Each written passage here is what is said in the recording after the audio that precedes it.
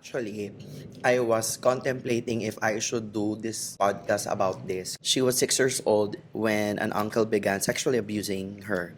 I have had that experience. Yung aking assailant, actually dalawa sila, both males.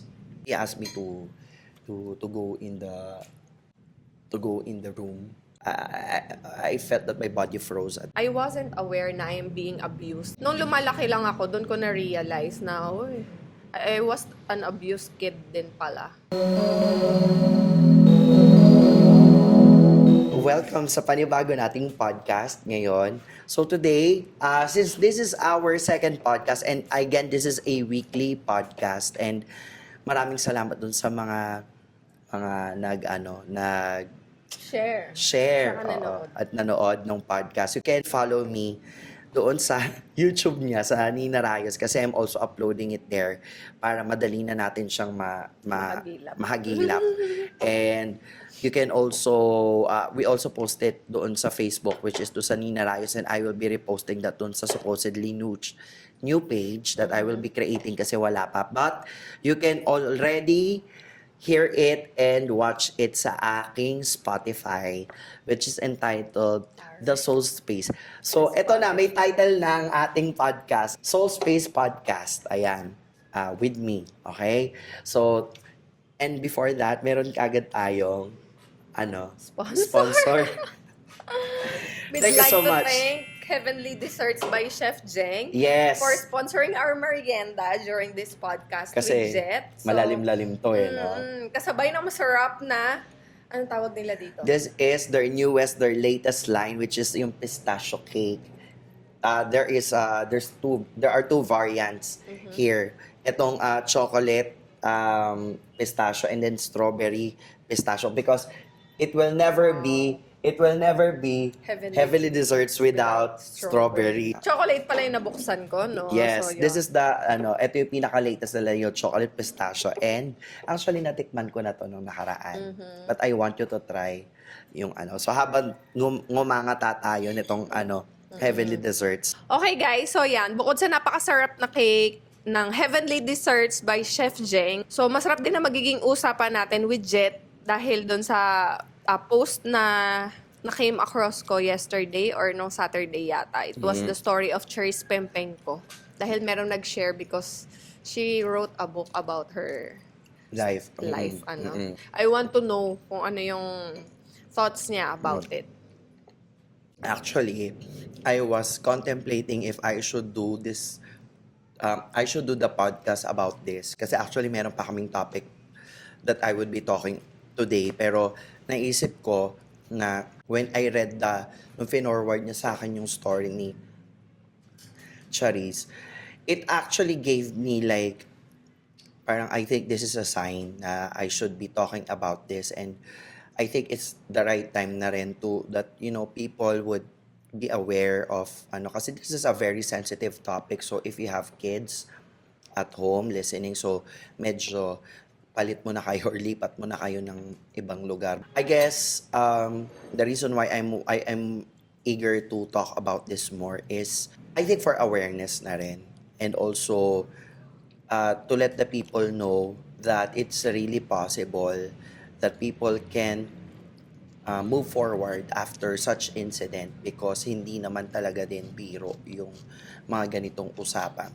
So, I was talking about trauma last time niya, di ba?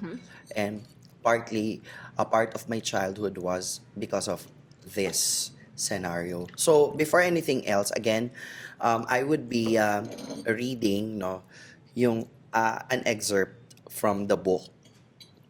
It was posted. It was kind of a revelation in the book. But again, we may never know the whole story, but only the person who was abused was the person who knows the whole details of the story. It's between the abuser and the abused.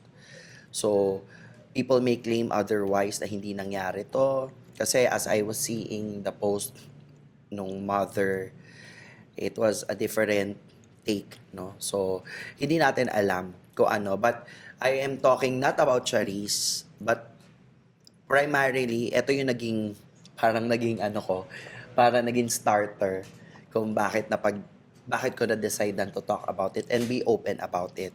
So, here goes. According to the book, she says that she was 6 years old when an uncle began sexually abusing her. The first time it happened, she was playing in the living room while he drew. He looked up from the sketches he was making and called her over and said, "Come here, I'll draw you," he said. Even at that age, ito according na to kay Charizo, and I will quote, "My instincts told me something bad was going to happen, but I had no choice but to follow him. As he drew me, my mind quickly shifted to denial. My uncle then asked me to come with him to his room. We were going to sleep, he told me. If I had said no, I was so small and helpless. All he had to do was pick me up. Of course, we didn't sleep. He lay behind me, spooned me, and started touching me all over. My uncle, supposedly my second father, asked me to touch his genitals. I refused to move and didn't talk. I just lay there stiffly, waiting for the nightmare to be over. So, medyo mahaba ito, but if you are interested in reading this part, this has been going on for quite a while now. So, 15 years later, medyo shinortcut ko na to. I told my mother about the abuse. We were inside the car with Koy Koy and she was reprimanding us over something I can no longer remember. All of a sudden, she mentioned that she was going to invite the assailant to our Tagaytay house. This triggered my anger and the shift in my mood showed on my face. She asked me why I was being sullen when my uncle helped us so much in the past. My mom wouldn't drop it, so I finally said he did something to me. She didn't believe me. She called my uncle and asked if my accusations were true. Of course, he denied it. So my mommy got mad at me instead. I'm able to relate at some point. So this is actually the story that I really wanted people to, to hear, because yung story ni Charis Pempenko is just one of the hundreds and the thousands stories out there being kept hidden and untold. And there's a lot of people pala who's going through it silently, quietly. And this is actually very I'm really sensitive about this topic, and somehow it really resonated with me deeply. The abuse happened for a year or so. Mm-mm. Bakit tumagal ng ganun katagal? Mm. He mentioned that he was around 6 or 7 years old back then. Hindi ko masasagot yung tanong na yan because it's part of Charis, no? Or Jake Cyrus. So, he can only attest to that, or he can only answer that, but I could speak to from my experience, no? I have had that experience, the same age, just like Jake Cyrus, around 6 or 7 years old. It was a difficult phase of my life because at that age, gaya nga nung sabi ko dun sa last na podcast, my mom is a single mom and she has to work. And my sister got married early and she has a life of her own na that time. So technically kami lang dalawa ng mom ko ang magkasama. And she would leave the house, no? And that time, yung aking assailant, actually dalawa sila. My assailant was, yung isa ay border namin and yung isa ay family friend, both males. So, my mom would leave me at home kasi she has to work. I mean, she has to feed us kasi wala naman, she doesn't have any choice that time, no? The only person that she could entrust me was her kumare that time, who lived in our house kasi nag-board, kumbaga parang yung isang room kasi ng house namin, ginawa ng parang boarding house. Parang parang bed space, o nag-bed space. So they were living in the room, so they were paying kumbaga tumutulong sila doon sa bayad sa bahay kasi mom could not afford the payment doon sa bahay, no? So, in-interest ako doon sa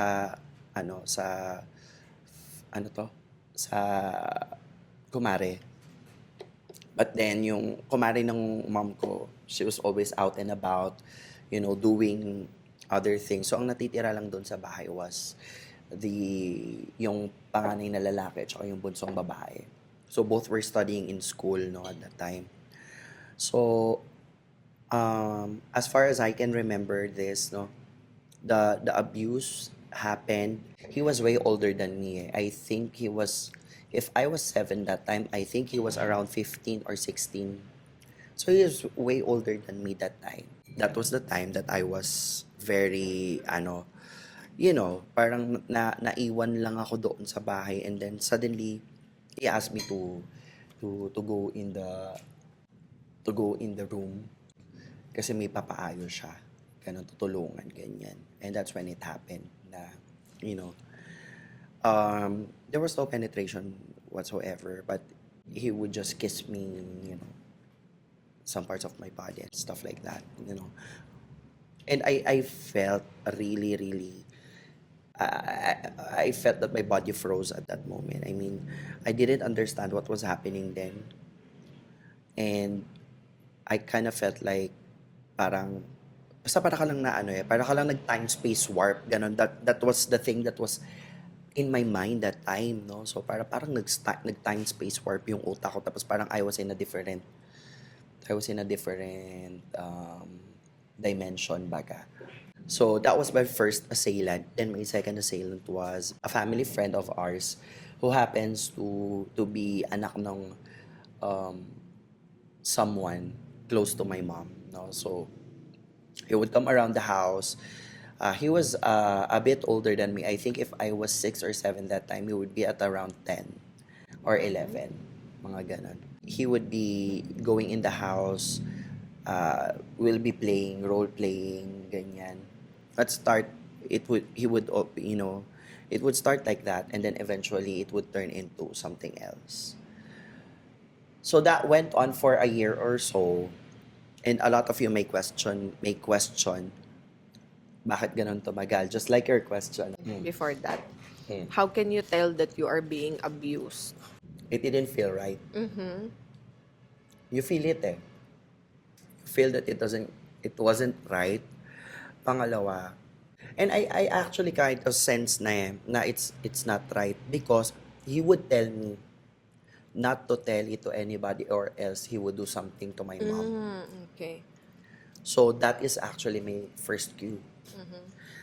But in my mind, I don't think that he would actually do it.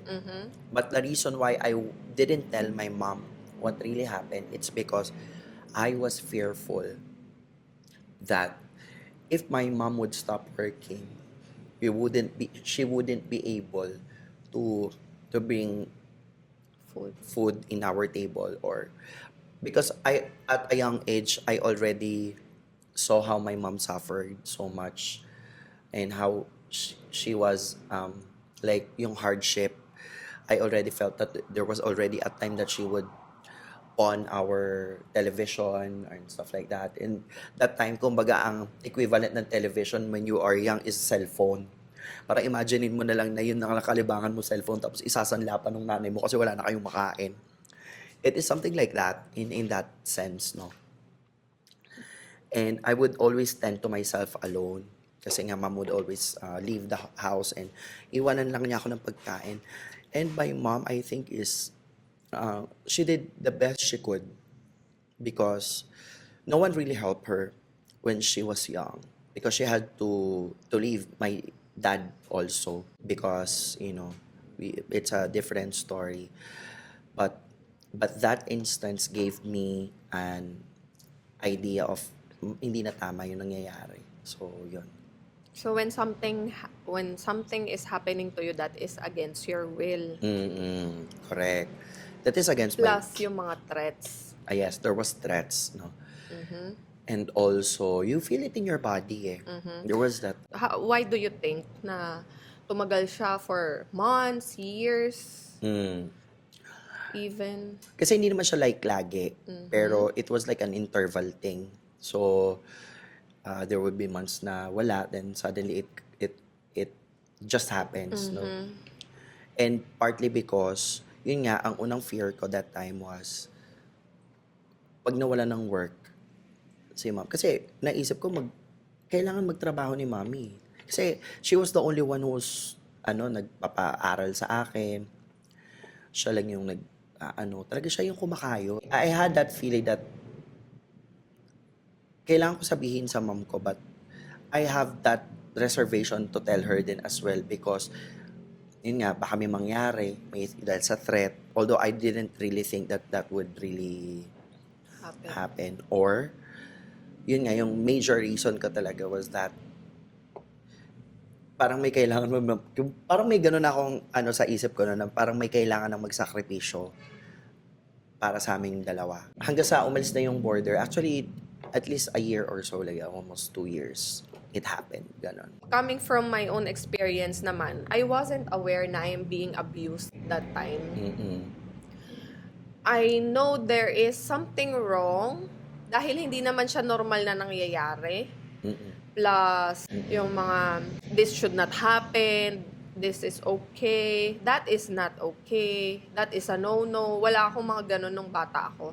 So, nung lumalaki lang ako, doon ko na-realize na, I was an abused kid din pala during my time nung bata pa ako. That was around 8 or 9 years old maybe. So, anyway, tinatanong ko si Jet, bakit tumagal siya ng ganun katagal? It's because, nung mga bata pa tayo, we don't have that idea na we are being abused. I want to ask you, what happened? I don't know kung paano mo siya i-describe. What happened during that time? Anong iniisip ng abuser? Ano nangyayari doon?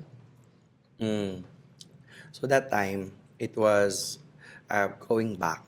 Going back. Pero may time-space warp sa isip ko ngayon din. Parang going back. When it happens, my mind goes blank. The second is, some abuser, I don't know what's happening inside their head. They were trying to, first part, curiosity. Number 2 is, they're trying to make sense of something. Parang I think most of the abusers would have to parang resort to doing that. It's because they have to fill in something. Ayan. So, I think number 1 is curiosity and number 2 is because they have, I'm not sure about this. This is just my opinion. It's because that's how I see them. Kasi, wala naman ako nakikita like anger. It's mostly more of like, they wanted to feel something. It's sa akin yun yung the way I see it because the way they touched me and caressed me that time, it's as if they treat me as a girl or a woman or a girl that time. So they were trying to like make me feel something or trying to validate something from their end. I'm not really sure. But yun yung nakikita ko. But in my case, what I was feeling right time, I was so confused. Kaya nga siguro ako nagkaroon ng at a young age, nagkaroon ako ng identity crisis because they would make me feel like I'm a girl or like a woman. They would treat me as such. Ang nade-develop sa bata when that happens is number 1, confusion. Number 2 is shame. Because you feel that parang a part of you is gone. And you cannot tell people about it. It's because you're scared that baka mag-backfire. Then, doon din nagkaroon ng distance with male figures. Kaya ako nahihirapan magkaroon ng connection with the same sex kasi I would feel distant. I would feel that I do not belong. So, subconsciously, you are being alert. I would always be on alert. Yourself is trying to prevent that thing to happen again. So, subconsciously, your mind is protecting you na and yung instinct mo na I should be very wary by now. Kasi, di ba? Tapos I would then get bullied in school because I was always around with girls. Naging safe haven ko yung mga babae that time. They became my, parang my, sort of like my protection. Kasi I would feel comfortable around them. And maybe because I was always with my mom. So like my feminine energy would always be higher than the male energy. So Mm-mm. yon. Until now naman kasi parang mas prominent sa akin yung ganong energy because I I am parang parang yung mas comfortable ako. Mhm. Yun, mas komportable ako kaya I could speak up much, say what I think. Different from other men. Tapos sa school, I would always get bullied. So, mas lalo ako naging distant. Kasi Mhm. nobody wants to make friends with me you know, when I was a kid. So, it was hard for me because I didn't have also a father figure that time. So, alam niyo Yun yun, nga eh, yung walang proper guidance. walang proper guidance. Okay, so I wrote it just now na Mm-mm.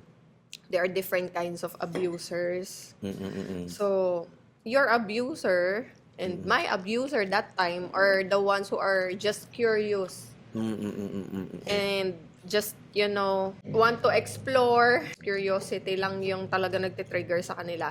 But yung kay Charisse, I think I perceive it as someone who is voluntarily want to do it. Mm-mm. Yung Talaga may desire siya to yung do it. desire yung desire talaga yung nag-fuel sa kanya to do. Yun talaga yung nakakatakot because when desire fuels you, that's when you can think of, Other things. other Oo. things, 'di ba? Exactly. And I think there are also abusers who have been in as parang in a phase of their life dahil nagkaroon din sila ng sarili nilang trauma. Yung second abuser ko, yung second assailant ko, I found out later in life na he was also abused by his teacher. You see, Yeah. diba? So there's Iba-iba like- ang pinanggagalingan. There's talaga. also a pattern. So it was kind of like a passed on thing aside doon. So there would be others who would be just, curious or just wanted to explore. But this one is kind of like different because meron na siyang first-hand experience. And he would also do it to somebody else. When I found out na may ganun din pala siyang instance, I still kept quiet. The only time that I was able to talk about it was when I was able to talk to my therapist after so many years. I think that was around 2012. 2012. That was, wait, I think I was around 30 years old because I'm now turning 40. That was the first time that I told my mom about it and I actually spoke about it because I never told anyone about what happened to me. Ako din eh. Kasi I told myself nga, hanggang mamatay ako lang makakaalam nito. Because, di ba, yun nga yung mga skeletons in the closet mo. You really, It's kind of heavy, no? talagang itatago mo siya sa sarili mo because it's shameful. Plus, yung feeling mo talaga na hindi mo mawari. Hindi mo mawari, you are feeling something, an emotion that you cannot identify. And the only thing that makes sense to your mind is, don't say it. And kasi yun na lang yung parang natitira sa'yo na na bagay na parang And you I wanna keep it to yourself. No? And I think when I was able to talk to my therapists about what happened, and that was the time that I think that I was ready to let go. Because I have kept it, even kay Nina, I have kept it so for many years because I didn't want her to leave me. So, noong 2012, I told her about, and she told me about other things, and I told her about mine. And that's when yung first-hand acceptance was, I got it from her. Kasi, yun, parang when I told my mom about it, I think she was in a state of shock. So at first hindi naman sa hindi siya naniwala, but she is somewhat, at that time, she was in kind of like a denial stage pa. Kasi parang she cannot comprehend how did it happen, why did it happen, or are you sure like that? So I see it from the point of view now, not because she didn't want to believe me, but I think from her point of view that time, that it was kind of like a shock because how can that happen? It's already been how many years, and this came out this just came out of nowhere. So it's quite a difficult thing for me, especially because I was turning 30 that time, and I I realized that sobra palang tagal ng, as in it really affected my abuse affected. Growing up mo din. Yeah, it affected my decision making, it affected how I see things, it affected how I see life.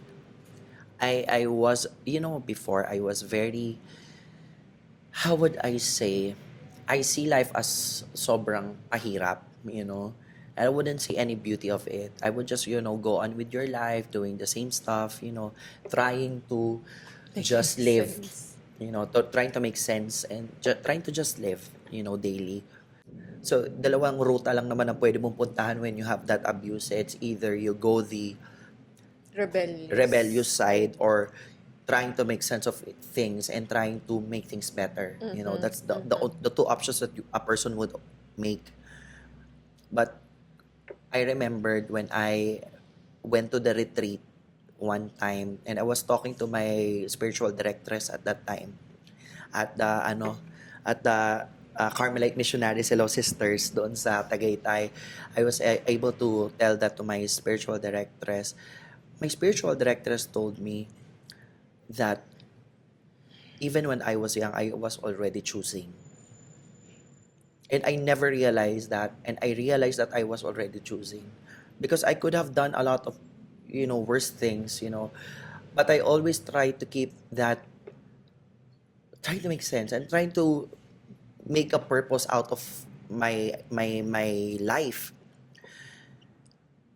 Kasi when that happened, I felt like, tapos may feeling ka pa na parang you are parang unwanted, defective, you felt like parang because of, how things are when you are young, no. Grabe. I could only say, I could not like speak a lot, no. Pasensya na kayo ko if I'm scouring for more words, kasi talagang trying to put it together as intelligently and empathically as I can, because I don't want to hurt people. But it really made a lot of negative impact before I told. Nung hindi ko pa sinasabi, meron pala akong mga patterns that I wasn't aware that I was doing, na meron na pala akong mga habits that I was doing na hindi ako aware. Even decision making. Then after I went to my therapist about it, and actually told everything about it, that's when my self-discovery, my self-awareness began. Going back, doon na nagkaroon ng clarity about, my life. And until now, you see that I'm not crying or anything. It's because siguro I'm in my 80% or 70%, 80% process, in a sense na kumbaga parang I am able to accept that as a part of my reality and a part of my story, and I own it. Because hindi ko na yung mababalik. What I can only do is make things better. Okay, so which led me to my new question. Uh-uh. It's a very sensitive topic, lalo na pag pinangungunahan tayo ng takot and shame. Mm-mm. Of course, hindi mo rin naman yan madideal on your own. Exactly. Mm-mm. How can you tell, or where can you find the right person to open the top? Oh or parang, my. di ba? To Great open up question. about it. Mm-mm. Kasi only when you talk about it is the time you are also acknowledging that it really happened to you. Yes. And by acknowledging it, that it exists and it's true, it's also the start of your healing. Yes. Healing will start. Healing will start if the person acknowledges that there is something wrong.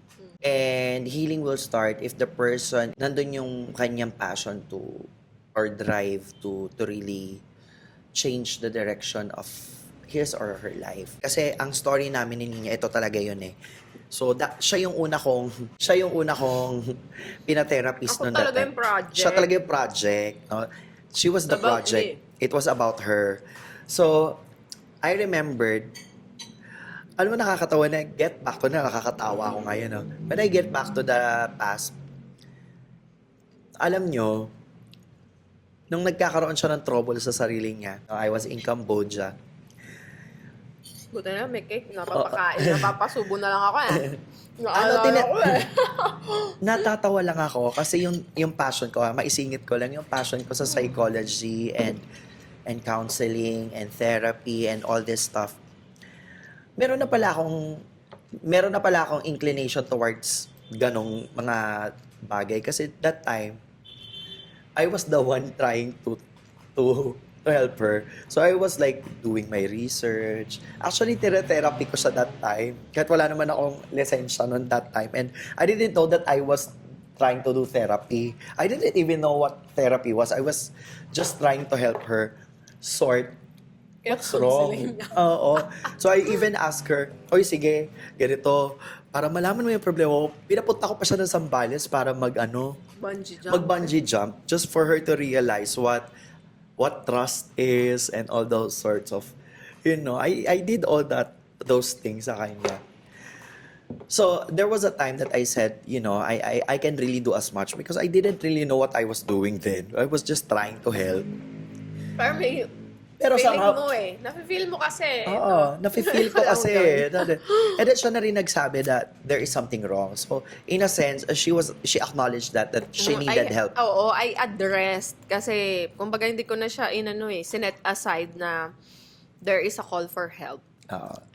So, innate In my na siya. inside. Oo.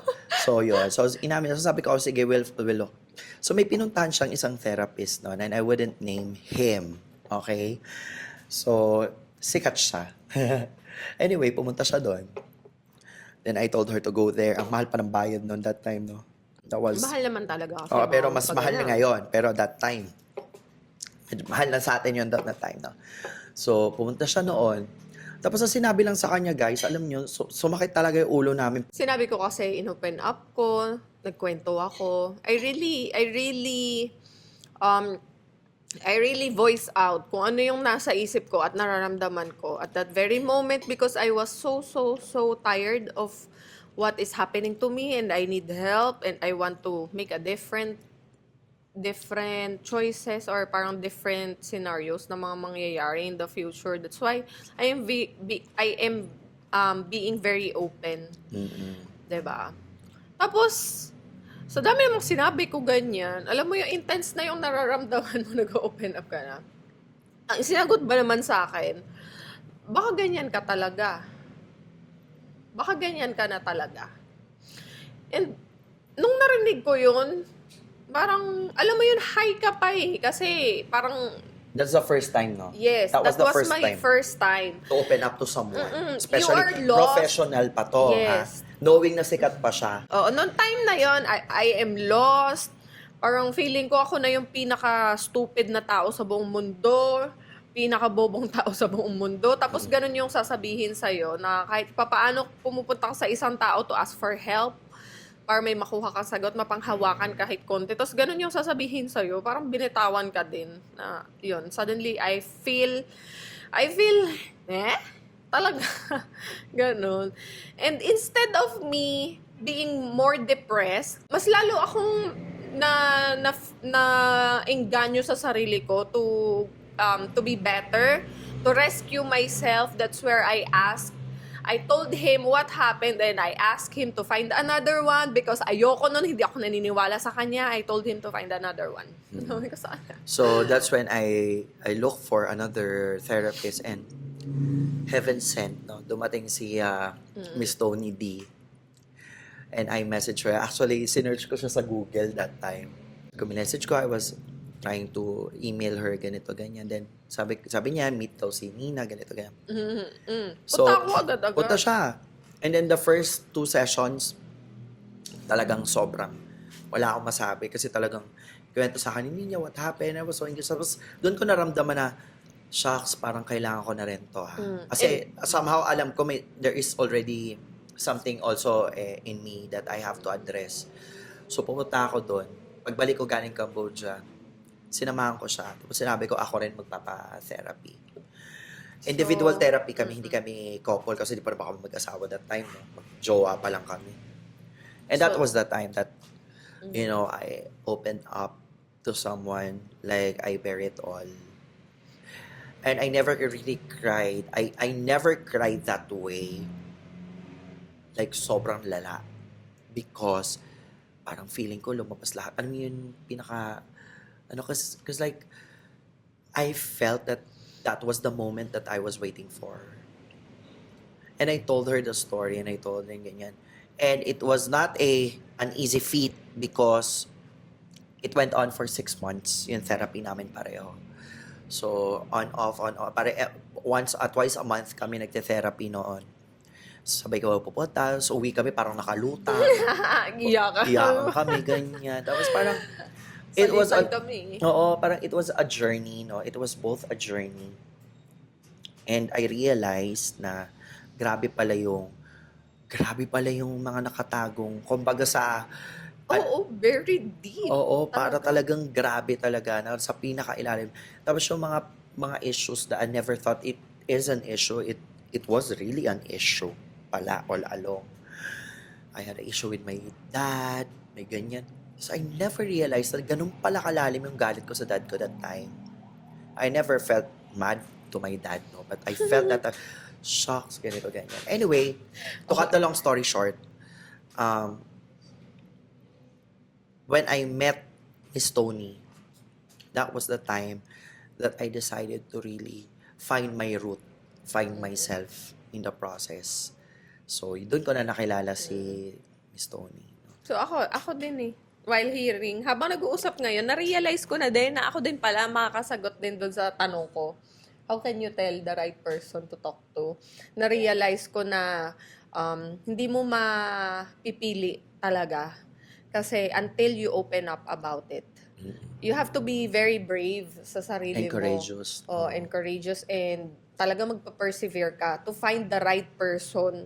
Kasi hindi mo naman talaga masasabi sa una. So, wala sa atin eh. Actually, wala sa atin yung pagpili ng tamang tao na pagsasabihan natin. Nasa tamang tao yan kung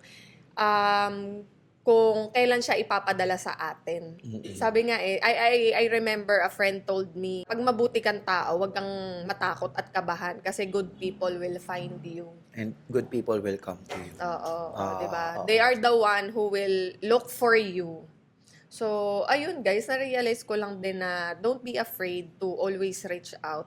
Dahil hindi nyo yun kawalan na ino-open up nyo yung shameful things or yung buried. But it's hard. Oo. Because Diba?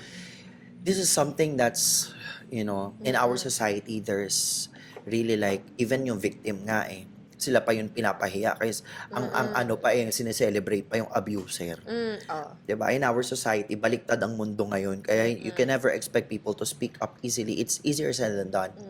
It's just that people doesn't have the same courage as everybody else. But you will, actually, I would say, no, you will find a right person if you pray for it, number one. Number two, mararamdaman mo yon. Mararamdaman mo siya. And it's just that time when you need it. Kaya it's important that when you talk to people, kailangan inaalam nyo rin kung ano yung background nila kasi mali tayo doon sa unang therapist na nakausap. Pero yung pangalawa, good shot tayo. So, props to Miss Tony. Grabe talaga. And I think that's the start of my healing when I journeyed towards that. And I was able to talk more about my experience and actually owned it up. That's when I started to be brave, to really tell my story. How can you say that the healing starts? Or, di ba, the last podcast natin, it's about trauma. You mentioned na yung trauma, hindi siya nawawala. It stays with you. You just outgrew the trauma. In here, yung abuse, the trauma it caused to you, does it ever go away? It doesn't din go ba? away. Even though di ba? You are Right now, dealing with it.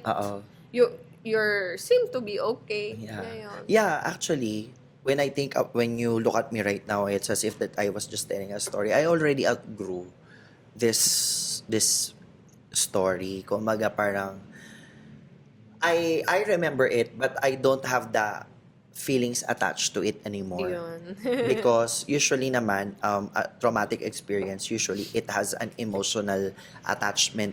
May naka-attach doon na emotion sa isang experience. And the only way for you to really, not really heal 100%, no, but, you were able to manage it. Ako kasi, there were still instances, until now, I'm still processing. There's a lot of things within me that I still have to process. But emotionally, when I go back to that memory of abuse, wala na naka-attach doon na feeling. Because I have, Nasaan napupunta? when, Ganyan din ako eh. Oo. Suddenly, I just realized na pag nagkukwento ako about my story, wala na din ako naiiyak, wala nang kurot, wala nang takot, wala nang hiya, and I am wondering, saan na sila napunta? it is the beauty of sharing the story. It's like how I see it. For you to really outgrow your trauma, the way to really outgrow your trauma is, it's like every time you share it, you will outgrow your trauma or your abuse. Kasi parang, ano siya eh, hinihimay mo siya eh. Iniisa-isa mo yung paghimay So, sa kanya. is it like letting go of the emotions as well? Yes, I think so. Parang every time you relieve it, the more that you tell about it, the more that you talk more about it, it's like you're shedding the emotions that's attached to the abuse, To the trauma. to the trauma. I feel sad, no, that it happened. But Oh, kasi it fact doesn't, yun eh, di ba? because it's a fact, but it doesn't really upset me anymore, just like I used to. And before, I feel ashamed talking about it. But now, hindi ako ashamed. Of course, I would still have like, I don't really share. Parang, Hindi naman bigla-bigla. oo, na parang sasabihin. kahit sino na lang pagkwentuhan ko. Of course, but I choose who I speak about it, no? Siyempre, di ba? Pero, right now, I'm talking to a lot of people more, no? So, I'm using the platform na to give awareness na, if you're also in the stage of, if you have been a victim of sexual abuse, there will be a time that talagang malilet go mo rin siya. Hindi siya instant. It's a process. It's a long journey. You really have to get back to the story and forgive yourself. Yon, sa mga naging victim din ng sexual abuse. I know it's not easy. And maybe a lot of you didn't have the chance to talk to someone who really understands you and who really believes in you and would be there for you as a listening ear. Yun na yun. Parang that's the start of healing, and that's where you believe that you can get back that lost sense of self, and slowly believing that instance will only make you be better. Kasi ako, I believe in my opinion because of those things that happen, I'm able to help other people with my experiences then. Just like us, meron diyang mga therapists, there are counselors, there are ano ang tawag doon? Meron tayong pastoral counseling, Yun, yung kunyari, di ba? spiritual companioning, yan. Sa mga, saan ba nila matatagpuan yung mga yan? Yan, okay. Merong kayang magbayad, di ba? As you've mentioned, this kind of skill is talagang, hindi siya basta-basta. Actually, dalawa kasing klase yan, no? There is what we call psychotherapy. Psychotherapist and psychologist. Sila yung mga nagdi-deal sa mga ganitong issues. And there are people, kaya para just to give you an idea, yung mga psychotherapists and psychologists, these are the people that you go to. Pag dumating kayo sa point na that experience will lead you to becoming not functioning. Pag hindi ka na nagfa-function sa normal daily life mo, and it hinders you to live your daily life, yon, Pag-depress ka na. Na yan yung mga go-to. And there are what we call the spiritual counselors or spiritual companions that they are people that wala sila, hindi sila magbibigay ng advice sa'yo, but they are willing to lend an ear to just be a witness to your pain. Magkaiba yon. So, eto naman, sila naman yun, dito naman pumupunta yung mga tao na well, quite functioning, pero they know to themselves that they needed to have a little bit of direction as to where they're going. And somehow they kind of figure out things and they just needed a little bit of clarity. Sometimes kasi, aware ka naman, pero it really makes a big difference if you will get to talk to someone na will not give you his Judgment. opinion or Judgments. judgment, but more of like, magli-listen lang talaga Oo, yun. doon sa story mo to lighten up the The weight the on weight. yourself lang din. Actually, right now, I'm still, meron akong spiritual director that I go to every month. And he's my go-to person when I talk about my life, my decisions, and everything, and how I see things, what I feel during the month, no? And it's a continuous process. So, healing doesn't really stop doon sa pakikipag-usap. It's a continuous process of understanding yourself and managing everything. Kasi when you have an abuse, you've been wired in a different way. So you will be functioning differently from others. So ang kailangan lang gawin talaga is to really manage the outcome. I-manage mo lang yung sarili mo emotionally, and you should go to proper people who can handle these cases. Kasi not everybody understands. Not everybody will, especially nowadays, the people will have different agendas, and it's hard to trust people, Yun nga baka understand. imbis na gusto mong gumaan, mas lalo ka pa ma-stress eh. I think that is the most important thing na napag-usapan natin ngayon. Yun yung isa sa mga bagay na it's hard to talk about. And I think yung ginawa ni Jake Cyrus dun sa book niya is really one of his way And to also a to big let step. go, a big step for her to let go of, to acknowledge and let go of the past. Iwasan natin maging judgmental sa mga tao, especially if they, they go to different stages in their life, or they make hard decisions for themselves, because sometimes we don't really understand what they have to go through. Exactly. It's very hard, sabi nga, 'di ba? Ako, I don't always comment on people, especially kahit may nakikita na ako. Sa kanya ako nagkukwento, pero you will very You will never.